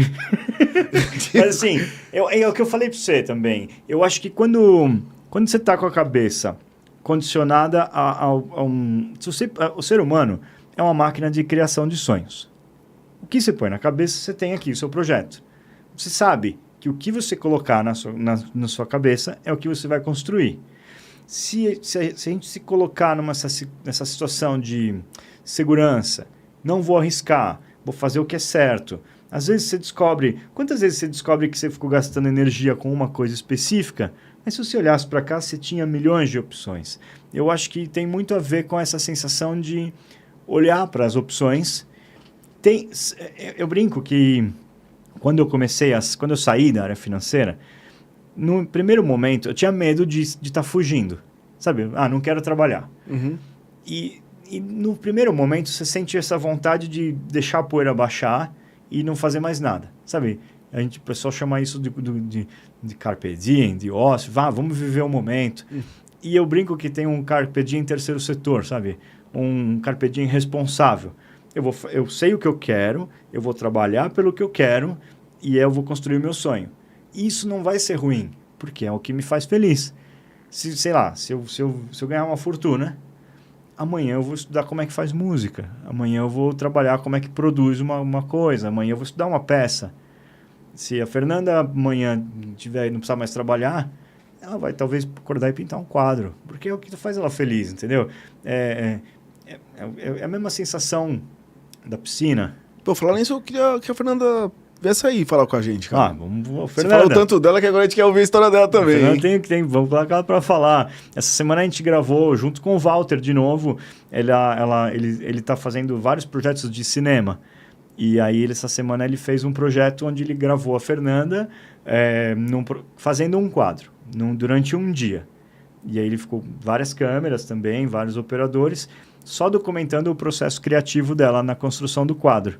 E isso vai virar um vídeo de 6 minutos, ilustrando a partir de uma música que ele fez, falando sobre o processo artístico do artista.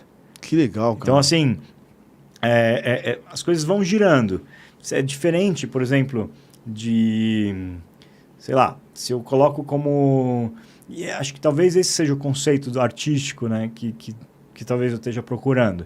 Porque quando a gente busca a caixa, a gente se adapta ao que a caixa oferece para a gente. O que eu faço? Sou coralista. Então, seja coralista.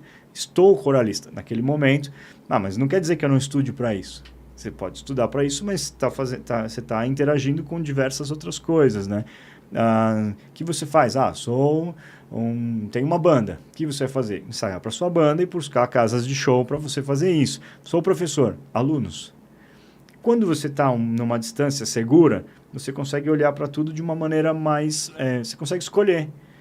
A história do Marrocos eu não teria conseguido se eu não tivesse com uma liberdade. Por que eu fui escolhido? Porque eu estava livre. Claro que tinha ali também uma característica já tinha uma confiança do grupo pelo meu trabalho, mas eu estava livre. Talvez tivessem 50, outros 1000 pessoas melhores, mas eu estava naquele ponto. Por que é a história do musical? Sabe, você entra numa situação ali que não... É inquestionável. Poxa, mas é uma opção ótima nesse momento. Ô, Daniel, cara, eu queria te perguntar, você é músico, você cria, né? Você falou que cria e tal. Sim. O que você acha, cara, uma opinião sua, da música hoje? Por que tá tão... não é ruim, mas você não vê mais criação, parece algo repetitivo. O que aconteceu com a criatividade das pessoas? Tem várias questões que colocam esse dilema, né? Tem, por exemplo... Eu tava lendo, tem um livro que chama Revolução Social do Jazz, o Felipe que me deu. Obrigado, Felipe. Mas fala o seguinte, que os últimos músicos que eram obrigados a ter um alto índice de desempenho no estúdio eram os músicos de jazz. Porque, não que isso não tenha hoje, mas é que depois disso surge o engenheiro e o produtor. E eles acabam dividindo muito dessa responsabilidade Então, a tecnologia tira um pouco dessa responsabilidade na entrega da música. Aí você tem um outro ponto que a gente chamou de cauda longa, que chega com o primeiro evento que a gente vê disso foi aquela Susan Boyle, que ela foi a mais famosa do mundo por algum tempo.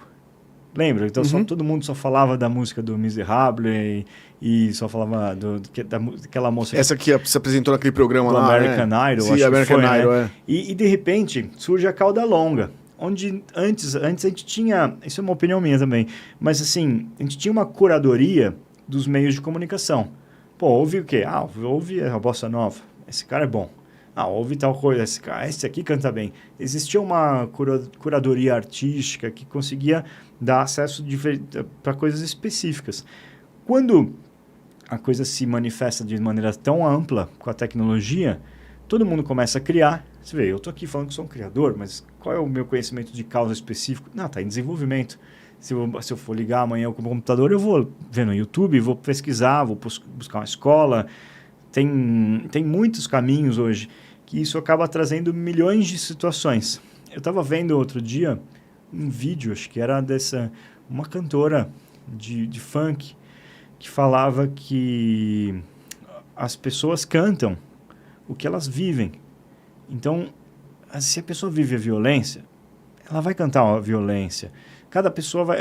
A arte, a música, a pintura, estão sempre refletindo um momento sociopolítico. E isso acaba tendo... Acaba sendo um ponto, uma checagem de realidade do que a gente está vivendo. Eu vi vários projetos interessantíssimos sobre a música, ensino de música erudita para crianças. Você tem projetos incríveis como na Filarmonia de Paris, o projeto Demos, que ele trabalha com 50 formações de orquestra para crianças. Lá muitas, se eu não me engano, tem muitas crianças que têm a ver com imigrantes, sim, até refugiados, talvez. Não sei se é bem essa informação. Você tem o El Sistema na Venezuela, você tem diversos sistemas que trabalham com essa melhoria, né, da qualidade das pessoas pelo estudo da música. Eu acho que hoje a música ela tem... Difícil falar isso de uma maneira... É muito amplo, né? Mas tem uma parcela... A música ela tem, às vezes, uma conexão tribal, naquela coisa rítmica. Você quer se sentir parte do mesmo grupo. Então, você quer ouvir aquela mesma música. As melodias mais simples, elas têm mais aderência. Lembra no Inside Movie, que toda hora aparece a propaganda de não sei o quê?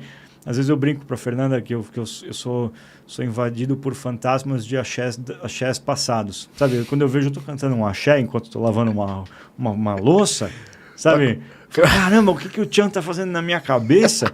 Sabe, é uma loucura. Tá igual eu, tô dizendo, cantando terra samba. Nada mal. Curtindo terra samba não é nada. Sabe, essas coisas vão vindo e você fala, pô, por quê? Já passou 20 anos e esse negócio ainda volta. Sabe, então você vê o poder da música. Ela tá o tempo todo girando, tá o tempo todo entrando em contato. E eu acho que muito da música... assim como a música, tudo que vai mudar na nossa sociedade só muda em função de acesso à educação. Por quê? Não porque a música de hoje não é que não tem educação, mas você vai abrir a gama de análise. Você vai ter, as pessoas vão conseguir olhar para outras coisas. Sabe, eu não conhecia crioulo tão bem. Outro dia eu ouvi e falei, pô, cara, é bom, sabe? Tem coisa boa e tem que ver o que está acontecendo. Porque no meio disso, você tem as crianças que estão no TikTok, você tem as pessoas que estão compartilhando qualquer coisa e sem saber o porquê. Às vezes a minha filha vê coisas no YouTube que eu fico olhando e falo, eu sou um incompetente? Eu fico aqui trabalhando para criar coisas incríveis e o que ela vê não é o que eu acho incrível. Então, quem está errado? É mais ou menos essa linha que eu te perguntei. Assim, eu sinto que as músicas estão perdendo cada vez mais qualidade. Assim, tô falando de uma não no específico, né? Mas você sentia, você fala, pô... Você ouviu rock, você fala, pô, cara, não se faz mais esse rock. Tem uma coisa que é uma análise que eles fazem, que é da dinâmica. Nos últimos 50 anos, a imagem de uma faixa musical... ela está cada vez mais parecendo com um cluster de som. As músicas anteriores, elas tinham dinâmica. Tem silêncio, cresce, tudo vai acontecendo. Hoje está virando um blocão. E quantas vezes você não ouviu uma música e você identifica outras 5 que se parecem com aquilo? Sim. Então, as pessoas não estão indo mais atrás, elas estão atrás desse... Uma opinião, tá? Que é uma sensação de um som que pode ser consumido. Não de um som que expressa o que eu sinto. Eu acho que tem isso um pouco. Não, eu também acredito nisso. Vira um grande fast food de música. Vamos fazer o que tá dando certo. E acabou, né? A sensação que dá é essa. Existe pouca... Tem um universo rico que está surgindo, mas também tem uma cortina de fumaça com coisas que a gente não tem a menor ideia do que são e que estão poluindo, estão tirando a visão sobre o que é bom ou não de música, na minha opinião. Eu também acho, cara. É engraçado, porque mesmo esses logaritmos dos aplicativos de música, às vezes eles trazem exatamente o que a gente gostaria. Mas às vezes eu ligo o rádio e descubro algo no rádio que o aplicativo nunca me traria, porque o aplicativo não sabe que eu vou gostar dessa coisa nova. Sim. E a gente fica naquele dilema de ouvir coisa de gente que não está mais viva, ou ou coisas muito consagradas, e como é que a gente vai descobrir o que é novo, né? O que você ouve, cara, no dia a dia, assim? De tudo, cara. Eu, assim... Nossa. Por exemplo, eu gosto... Tá. Uma coisa que me veio à cabeça é que muitas vezes eu lembro de uma pessoa pelo som que ela me apresentou. O Guilherme, por exemplo, me apresentou o Ryuichi Sakamoto, que é o cara que fez O Último Imperador. É um pianista incrível, que adora Tom Jobim. Ele fez uns projetos com a família do Tom Jobim, e o Jacques Morelenbaum, Paula Morelenbaum, Daniel Jobim. É verdade, ele já colocou esse som aí, curte. É incrível, é incrível. Eu estava ouvindo... Durante a pandemia, eu comecei a tentar entender o piano. Então, eu comecei a pegar as partituras e tentar brincar. Tem um piano muito antigo lá em casa que foi parar lá por causa de um amigo, o Ed, que falou, fica com esse piano aqui que a Micaela vai honrar o piano. Então, tem um piano lá super antigo, uns 90 anos. Eu comecei a brincar com o piano e, por causa disso, eu comecei a ouvir Herbie Hancock, sabe? Que tem aquela Cantaloupe Island. Uns temas de jazz, sabe? Pumpkin, sabe? Sim. Eu comecei a brincar com isso. Eu escuto Villa Lobos, porque são as coisas que eu estudo. Eu escuto muita coisa de canto lírico, especialmente no meu tipo de voz, para poder entender. De música brasileira, eu gosto muito do Tom Jobim, do João Bosco, eu gosto muito do Hermeto, do Egberto Gismonti, que eu acabo ouvindo bastante. Choro, eu toco choro, né, no violão, então eu gosto de ouvir algumas coisas de choro. A playlist é uma playlist bem, né? A playlist é louca, cara. A playlist é louca. Mas eu ouço também pop italiano, Nery Percaso, grupo coral, sabe o que é? Qual que é? Putz, Nery Percaso é um grupo de 6 vozes. Você conhece? Ganharam o Festival de San Remo, acho que em 98, 87. É um grupo incrível também. O que você acha desse Maneskin que surgiu aí da Itália? Você conhece? Qual que é esse aí? O Maneskin é um grupo de rock italiano que tá fazendo puta sucesso. Não conheço, cara. Eu não conheço, preciso verificar isso aí. É que você tem um gosto mais refinado, né, cara? Não, mas falando... Não, vou falar... Tá bom, vamos tentar ir agora para coisas diversas. Rock, eu adoro rock. Eu gosto de Black Sabbath, eu gosto de Pearl Jam, eu gosto de um pouco de Supertramp, Pink Floyd, eu gosto bastante. Você iria num festival aqui em São Paulo? Eu fui em todos os Monsters of Rock. É mesmo? Assim... até não sei quanto tempo faz que não tem mais. O Lollapalooza não te chama atenção?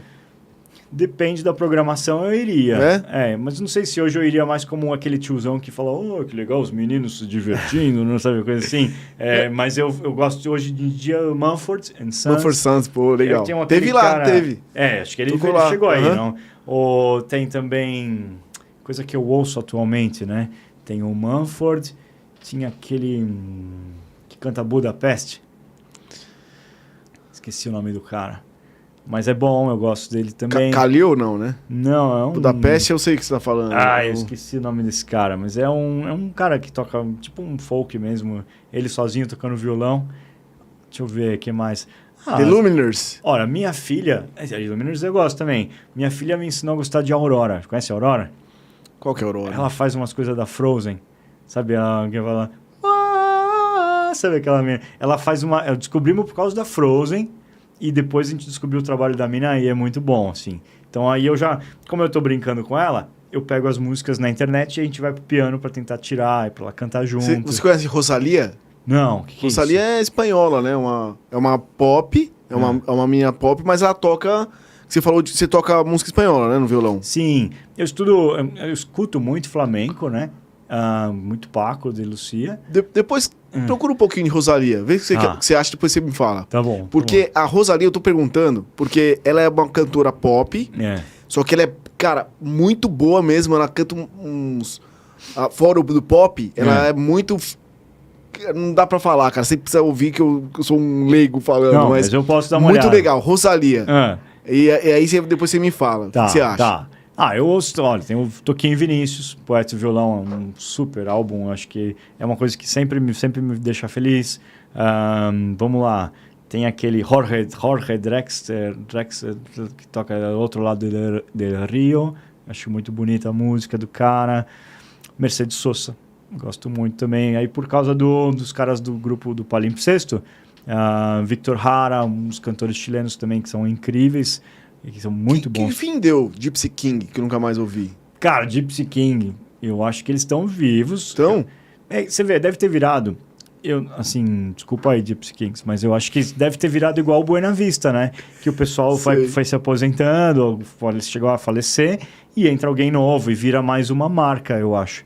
Mas não sei, isso é uma suposição, cara. tipo um Demônios da Garoa, né? Que já não tem mais ninguém, só um. Eu acho que o Demônios da Garoa não virou uma marca igual o Buena Vista. Acho que ali é dos caras mesmo, viu? até devia ser, que eu não sei o que deu deles também.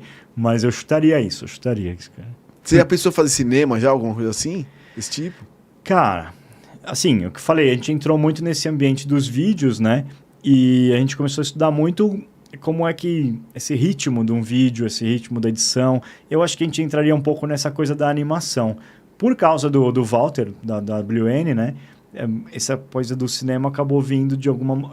Eu poderia dizer que a gente flerta com isso, com esses projetos da WN, do Walter, né? E essa própria história que aconteceu lá em Portugal, que no final foi um projeto gravado em 16mm e que foi para concorrer e acabou sendo nesse sentido. Mas eu acho que isso depende muito das pessoas que você encontra no dia a dia. Porque eu poderia achar legal, mas para isso tem que ter um projeto, tem que ter um diretor, tem que ter... sabe, é uma loucura. Quando eu fico vendo no final do filme a quantidade de gente que trabalha naquilo. Nossa. E como eles conseguir aquela mágica. Aliás, boa, faz sentido. Eu fiz um projeto de cinema junto com o Walter. Ele está lançando um filme, está ainda numa fase ainda de aprovação dos cortes e tudo, dessa finalização do filme. E ele me chamou para fazer a música tema. Então, legal, era uma música feita... uma temática do Brasil, de Pantanal, e eu fui lá para ajudar a encaixar a linha de voz. Então, a gente mexia, às vezes podia mexer na letra, podia mexer como é que a música ia ser conduzida, né? E, no final, participei desse processo criativo também para um filme. São, sim, pode-se dizer que... Legal, cara, legal. Os projetos estão por perto, né? Eu acho que tudo... Quando você tá com a cabeça olhando para isso, tudo é possível, cara. Cara, eu vou dar uma lida aqui na galera que tá aqui no chat. Tem alguém zoando, cara? Vamos ver. Vou pegar uma água. Ó, Laura Codificortes, Kiko Azevedo, Alexandre Dameto, mandando boa noite. Oi, Simone, eu vou falar o nome de todo mundo aqui pra gente, né, não esquecer de ninguém aí e pedir... e agradecer a presença de todos, né, primeiramente. Guilherme Artuso, Tiago Jonas, conheço. Agente Comunicação, Cristina Takahashi. Sim. Daniel é músico de primeira. Alexandre Dameto, de um violão na mão, Daniel dará a volta ao mundo pela audição. Porra, bicho, olha aí, batendo nunca. Carlos, cara, eu tô meio cegão, hein? Carlos Antonaglia, é isso? O maior barítono da indústria financeira no Brasil. Galera, desculpa se eu ler alguma coisa errada aí, porque, cara, tá difícil aqui. Eu preciso usar óculos, eu acho. Eu tô concorrendo com aquele palmeirense de Dubai que tá cantando nas dunas, você tá ligado, né? Ah, é? Tem. Vai lá, fica à vontade.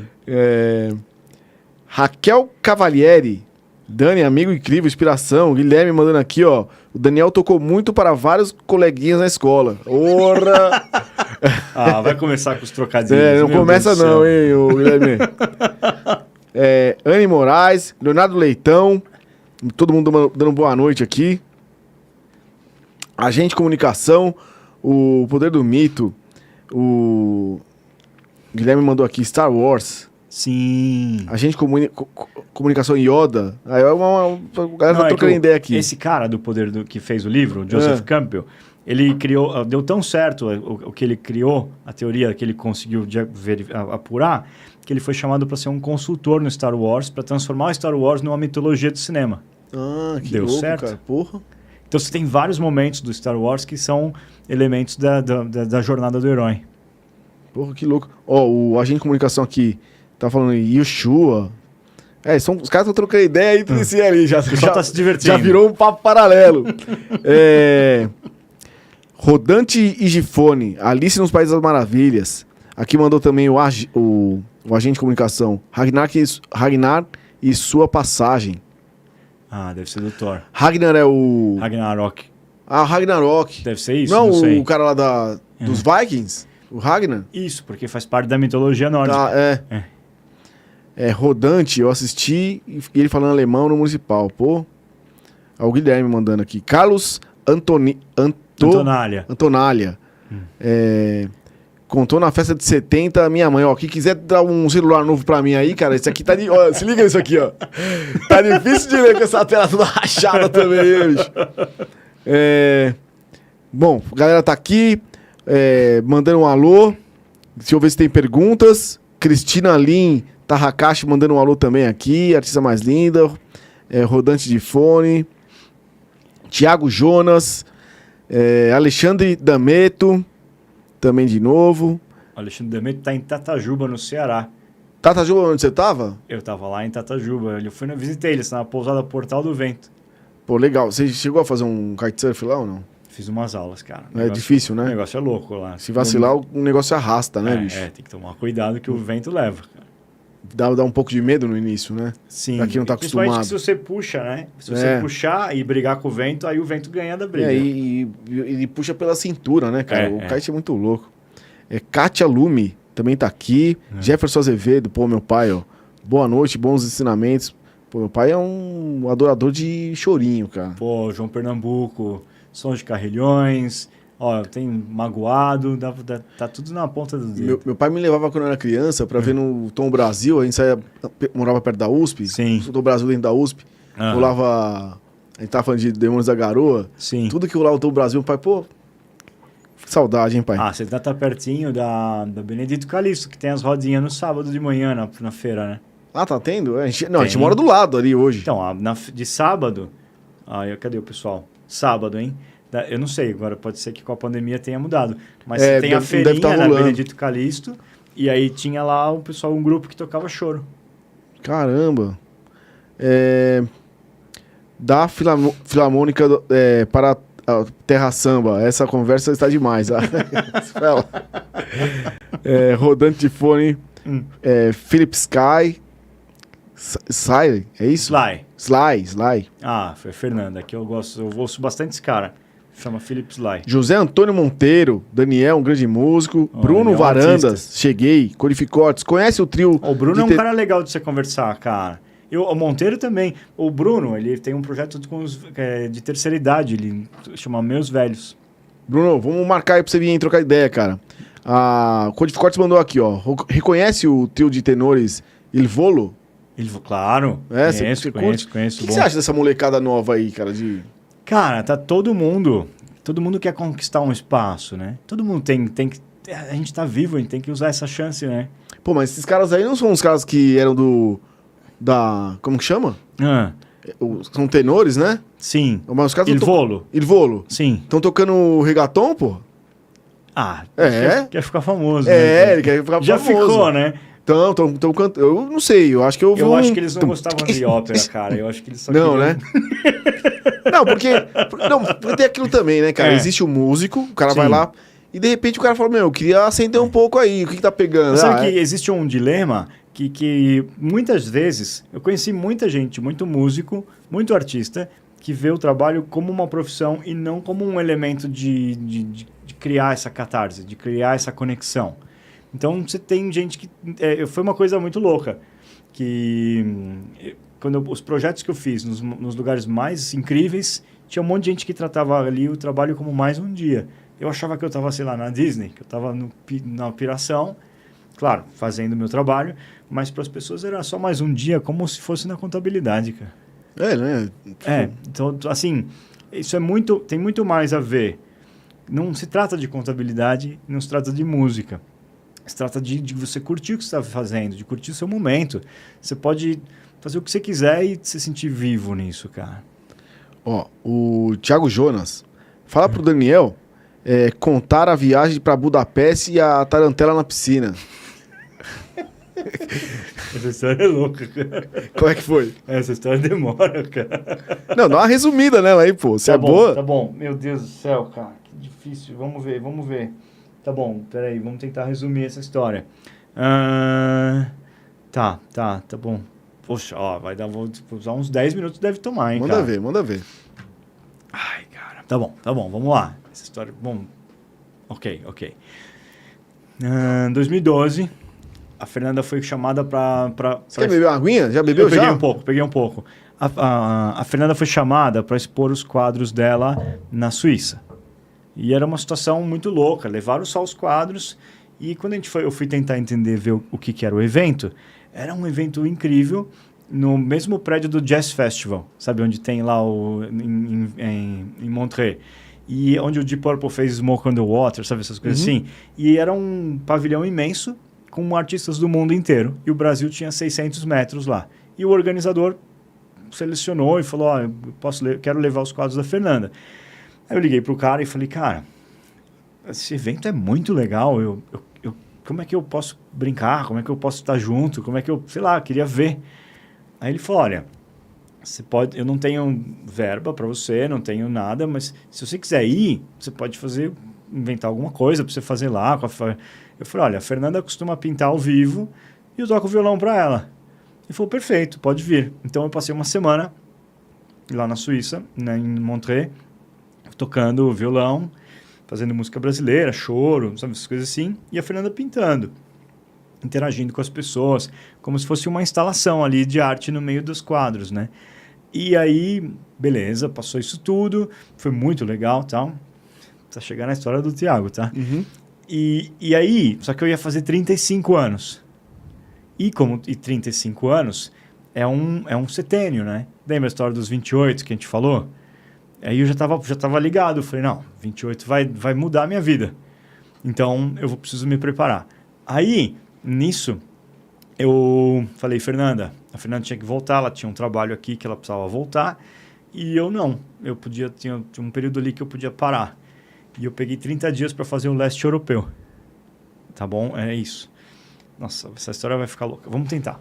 Aí, voltamos para Genebra, porque ela tinha que voltar. Minha mãe estava junto, minha mãe também estava voltando. Minha mãe, Terezinha, pessoa incrível. Terezinha, aliás, beijão, Terezinha. Terezinha, Denise, Ian, Rafael, Micaela, não posso esquecer da minha filha. Mas ok. A Micaela mandou um aqui, hein, também. Micaela mandou um? Mandou. Mas manda ver. Não, beleza. Aí, quando eu estava voltando, a pior coisa é você viajar com os amigos, com a família, com os amigos, com quem você gosta, e depois essas pessoas vão embora, porque o vazio é imenso, né? Mas eu tinha. Então eu estava triste, a Fernanda falava, não chora, minha mãe falava, não sei o que, sabe, loucura. E beleza, no dia seguinte, estava lá num Ibis Budget, eu tinha que... Tá bom, calma. Tava no hotel, Genebra, perto do centro, um hotel mais ou menos. E eu descobri que eu tenho mania de cumprimentar pessoas. Não sei se você deve ter percebido, eu olho para você, toda vez que eu olhar para você ou para a câmera, eu faço assim, tal, mesmo para você, Laura. Eu fico cumprimentando, né?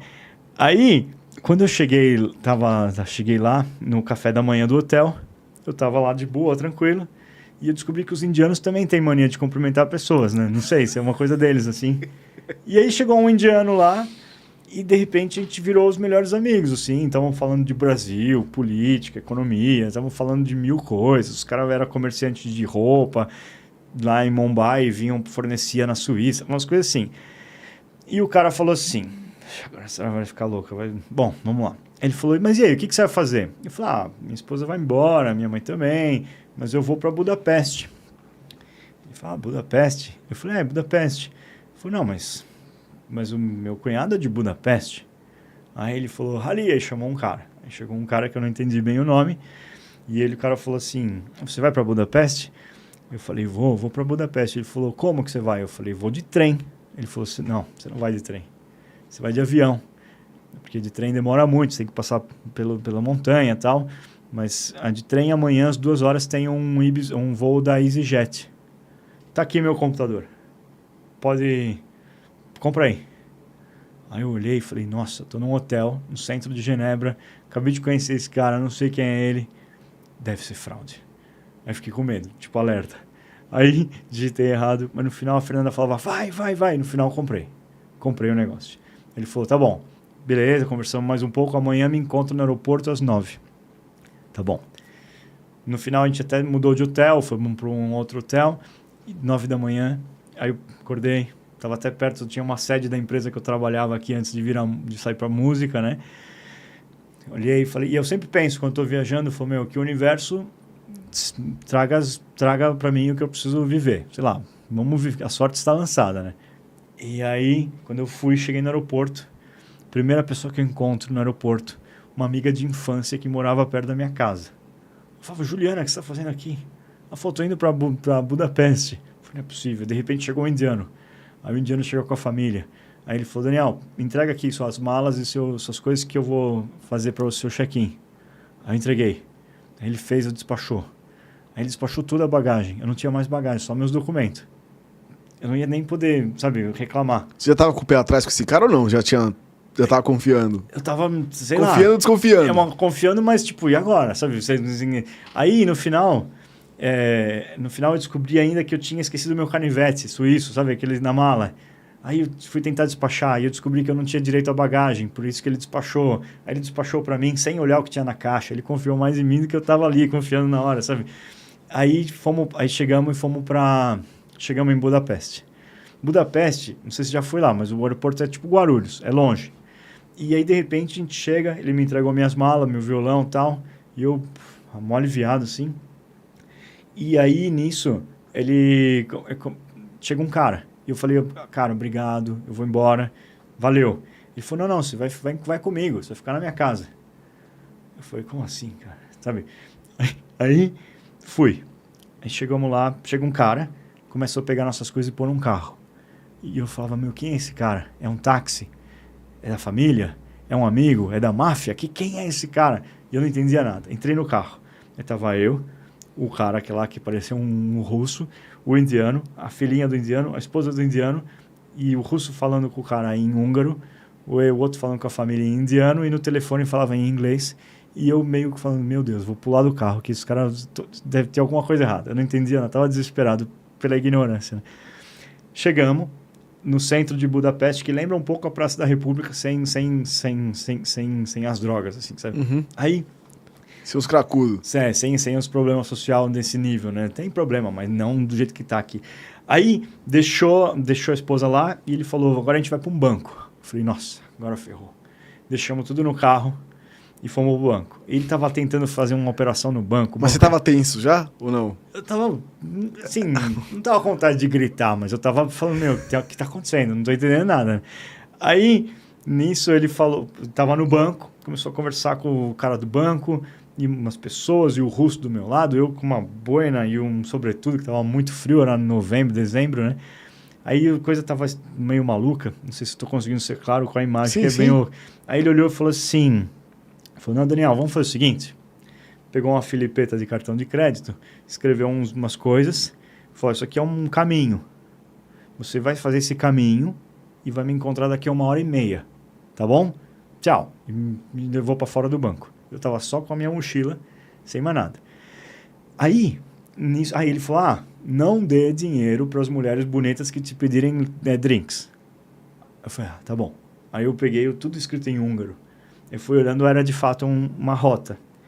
Eu fui andando pelo centro de Budapeste. E aí fui andando, parei numa lanchonete com Wi-Fi para mandar uma foto para a família, dizendo que eu estava vivo, né? Vi as mulheres bonitas que pediam drinks, eu falei, no English, e fui seguindo, né? E andei por 1h30. No final de 1h30, eu cheguei num lugar que parecia, sei lá, Campos Elíseos, assim, sabe? Um centro, mas uma coisa assim, mais antiga. E aí eu entrei num prédio, toquei, subi. Quando eu cheguei, o prédio era um escritório de rally. Os caras compram carro. Rally?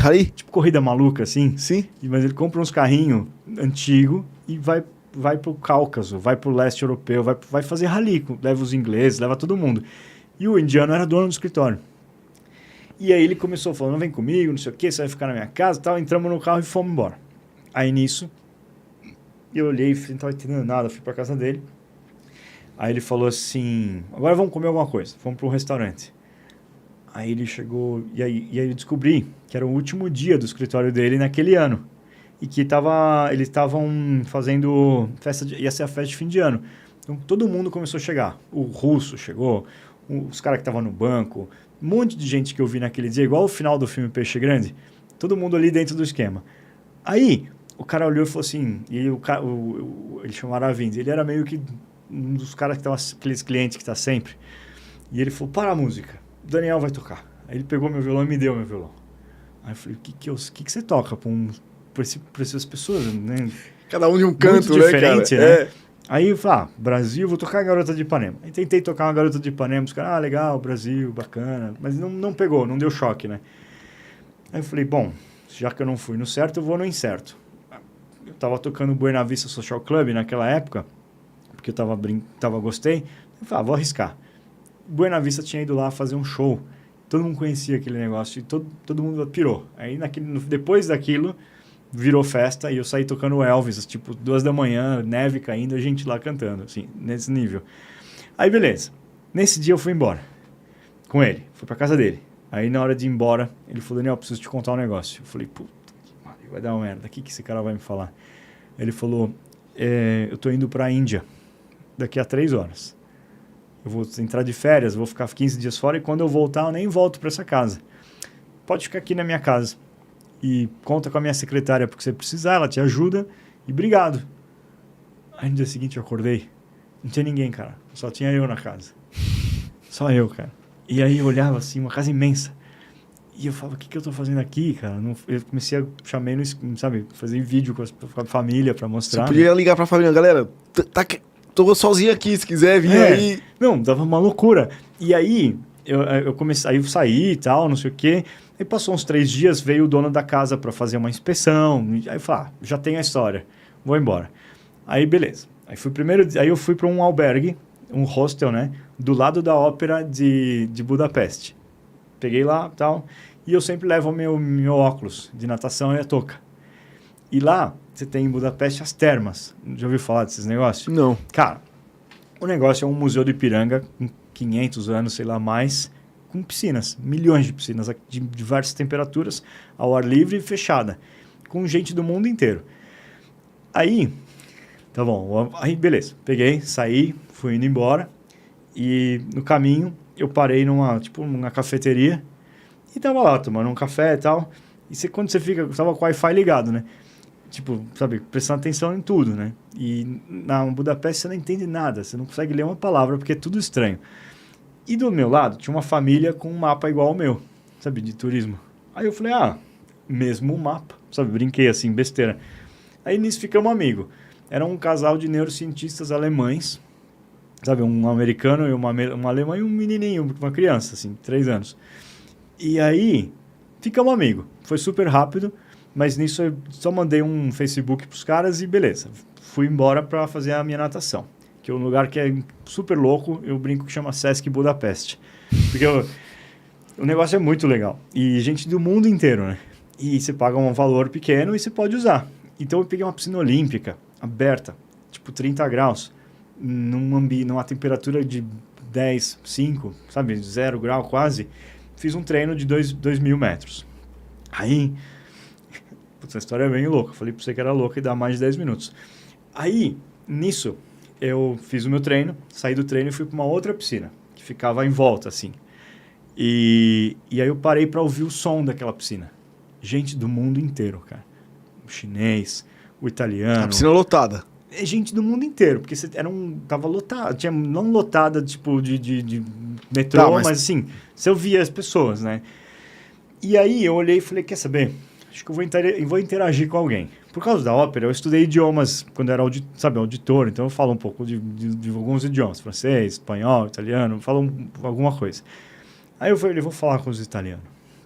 Aí eu cheguei e falei, tchau, como está? Não sei o quê, de onde vocês são? De onde sou? Eu falei, eles falam, somos de Nápoles. Eu falei, eu sou Daniel, sou do Brasil. Ele falou, o que você faz? Eu falei, eu gosto muito de cantar, eu sou barítono. Aí vira pra mim uma italiana e fala, io sono soprano! E cantou, né?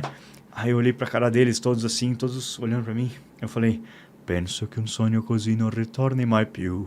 Mi dipingeva le mani e la faccia di blu. Poi d'improvviso venivo dal vento rapito e cominciava a volare nel cielo infinito. Aí os italianos, volare, começaram a cantar, todo mundo cantando assim.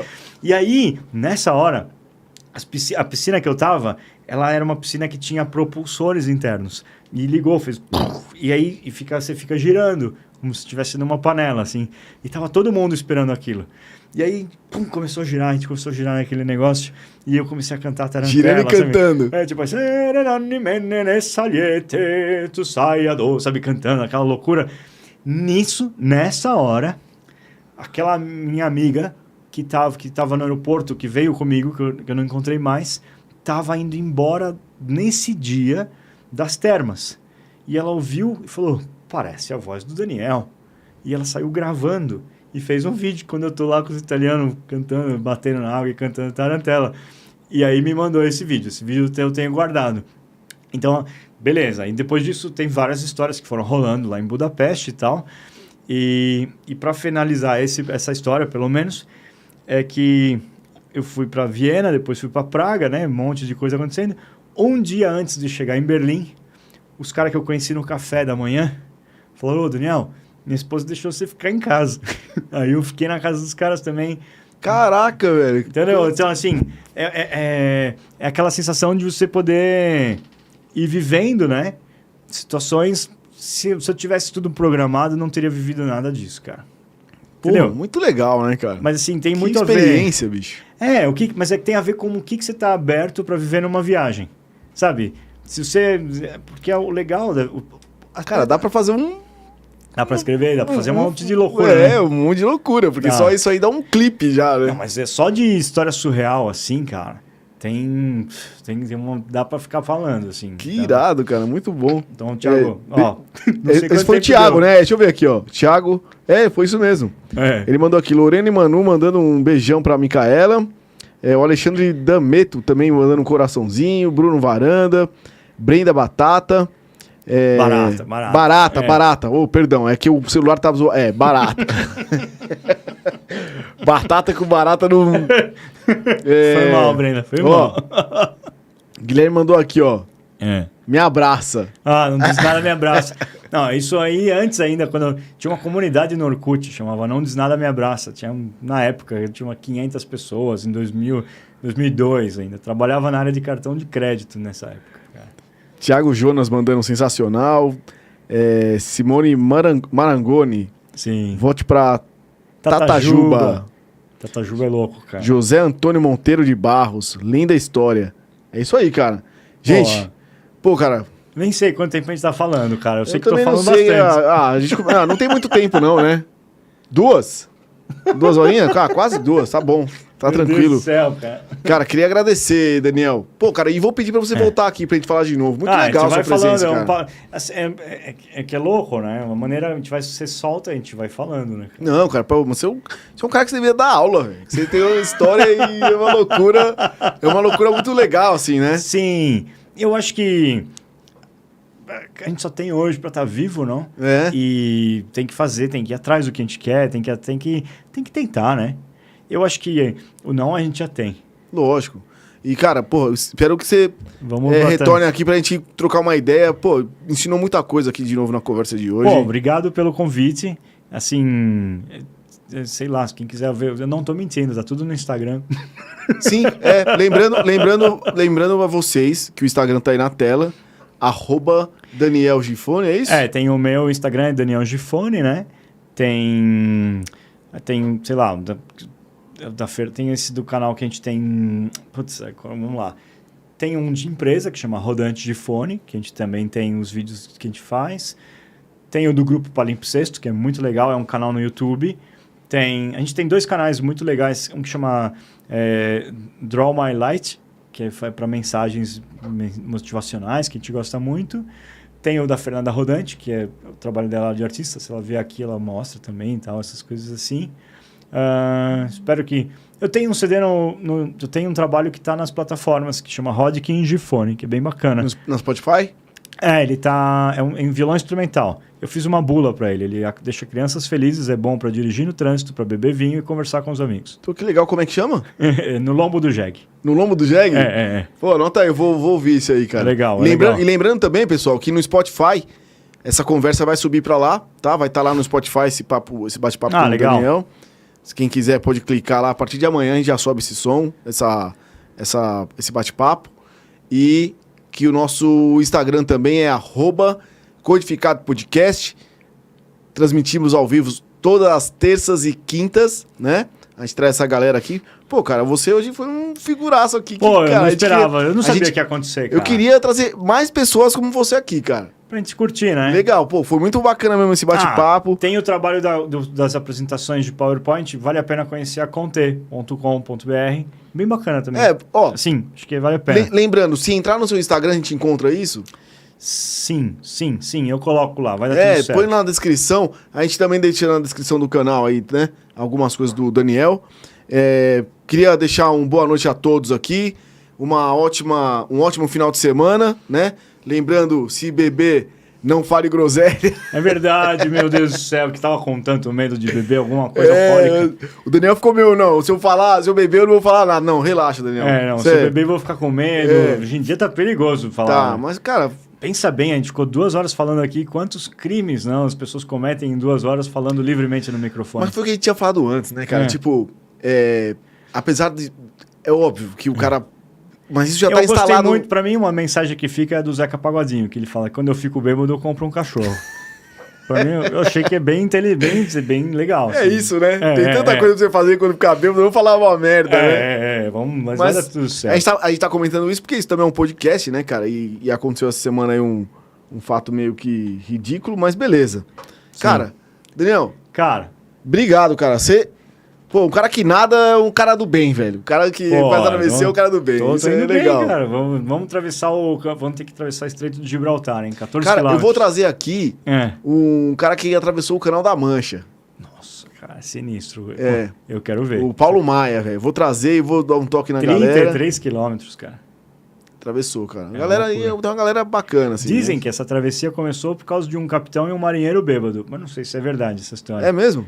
Não sei, tem que perguntar pra ele. Mas falaram que dois caras bebendo e falaram, eu duvido que você atravessa. E amarraram uma corda no outro e passaram a noite inteira remando. Que louco, cara. Não sei se é verdade. A história do triatlo é mais ou menos isso aí, né?